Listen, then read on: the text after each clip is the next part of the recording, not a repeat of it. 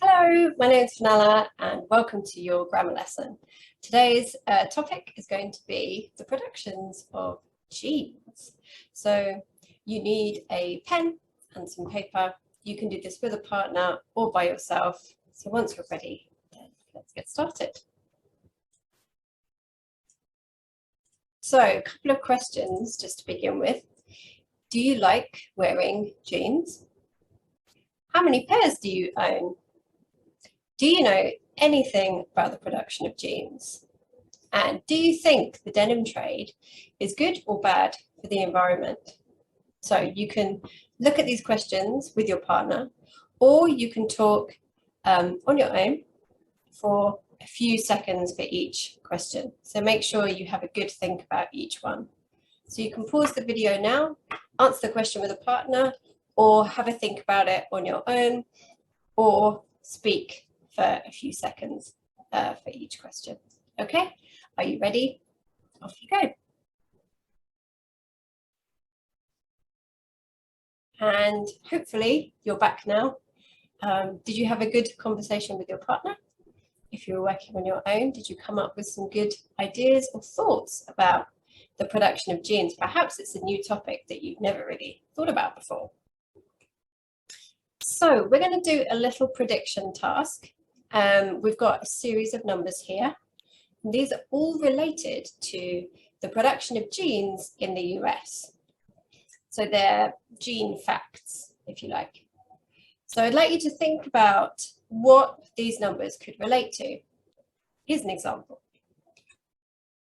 So 50%, perhaps 50% of all Americans own genes. Maybe that's one of the facts. So again, you can have a think about this with your partner, if you've got a partner. If not, you can just do it by yourself. Feel free to make some notes, have a think, pause the video for a minute or two, and then we'll have a look at the answers. Okay, are you ready? Off you go. Okay, so let's reveal then, what do all these numbers mean and how do they relate to the gene production industry in America? So 450 million pairs of jeans are sold annually in the US. 9,982 litres, that's 2,900 gallons of water, are needed to produce one pair of jeans. The average American woman owns 8 pairs of jeans. That's definitely more than me. I own, I think, 3 pairs of jeans.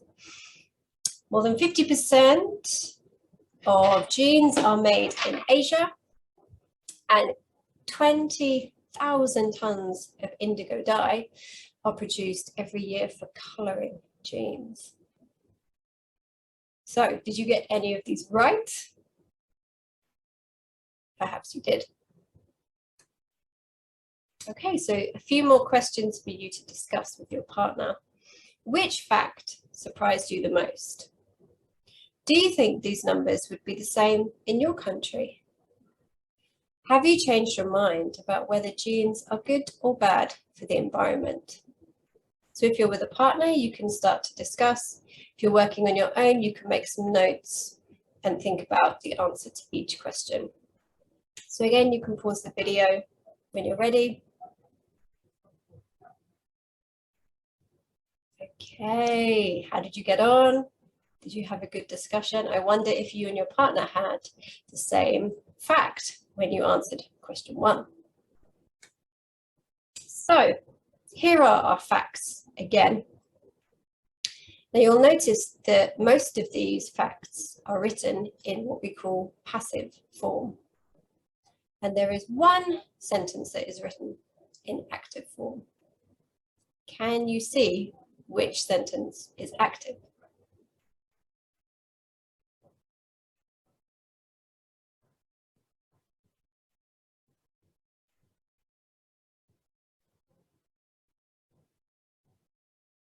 Okay, time is up.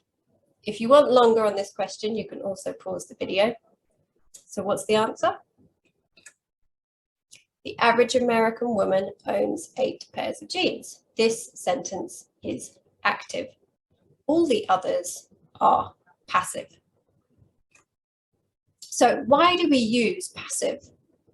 Here are two sentences and we have two options to make rules. What I'd like you to do is read each sentence and choose the correct option. So we often use present active or passive to describe a process. Rule 2, we use passive when the action is more or less important than the person doing the action.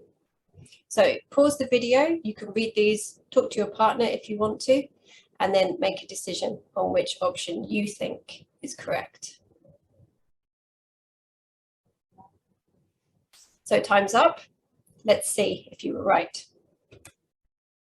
So we often use present passive to describe a process, and we use passive when the action is more important than the person doing the action. So let's see how this corresponds to our sentences we looked at earlier. So as you can see with the active sentence, the subject here, American women, is more important than the action, because we want to know who owns the jeans.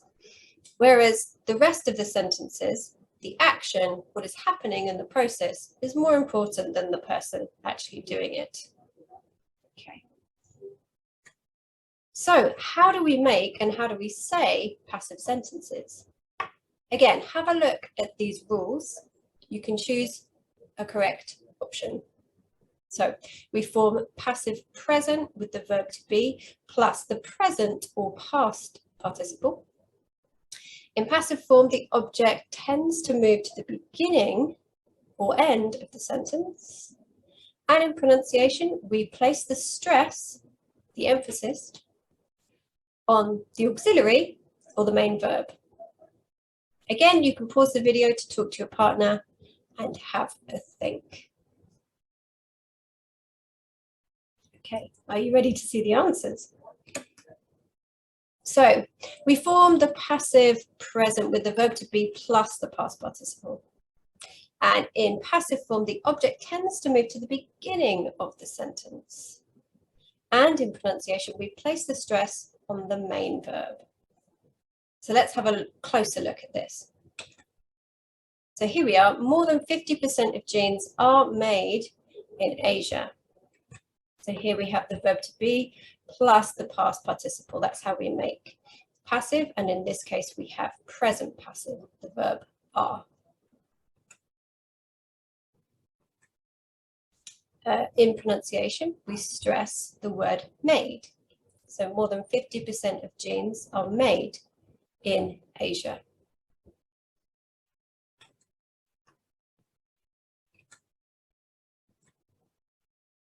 Okay, and now let's look at the object. So in a passive sentence, we've got more than 50% of jeans are made in Asia.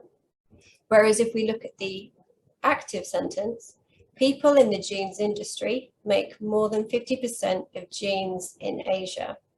So you can see here the object, jeans, or more than 50% of jeans, moves to the front of the sentence in passive form.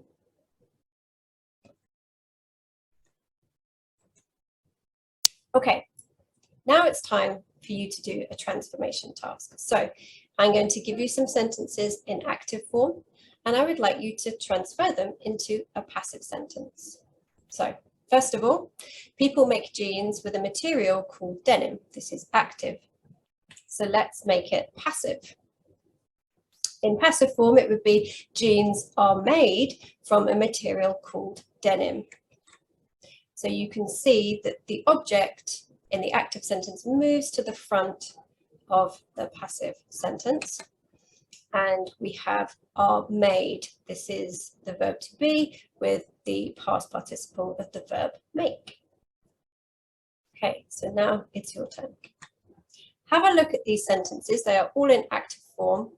Can you transfer them into a passive sentence? So again, you can pause the video, work with your partner or work alone. I'll give you a few minutes to see if you can transform these into passive sentences. Off you go.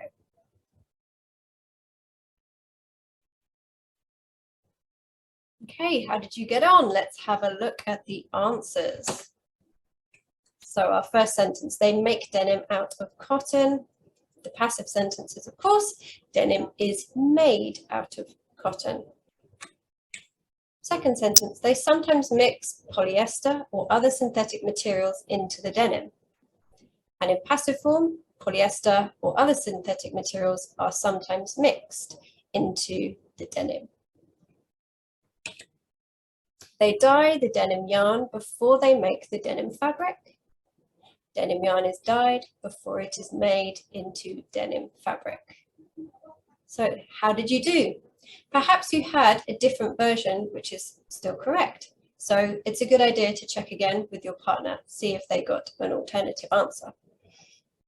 Great, well done. Now we're going to do a short writing task. So I'd like you to think of another process, and I'd like you to research the stages of production and write 5 facts on how the items are made.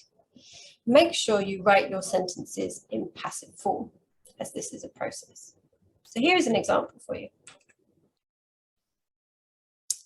Now, can you guess which process I'm describing here?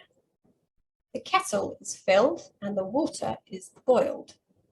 The cup is selected and a bag is placed inside. Once the kettle has boiled, water is poured into the cup. Milk is added and the liquid is stirred. So what is the process I'm talking about? It is, of course, making a delicious cup of tea. So you can use my model, my example, and create your own version.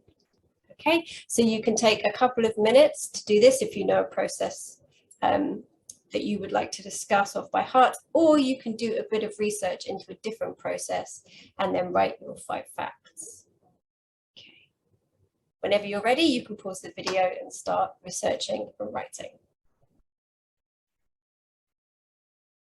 Okay, well done. Now, finally, making jeans uses a lot of water and dye in production, which is bad for the environment. So what alternatives are there?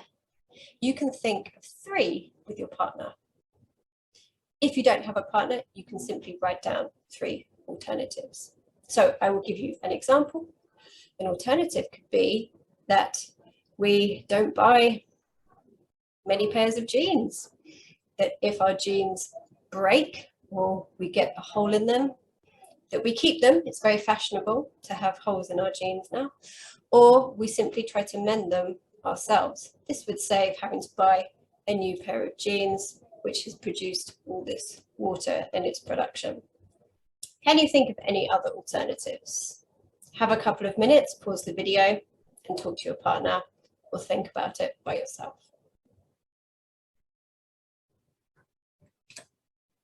Okay, so we've come to the end of today's grammar lesson, so I hope you enjoyed it and I hope you learned something new about the production of jeans. We will be back soon with another video. So until then, all the best. Thank you very much for joining me. Goodbye.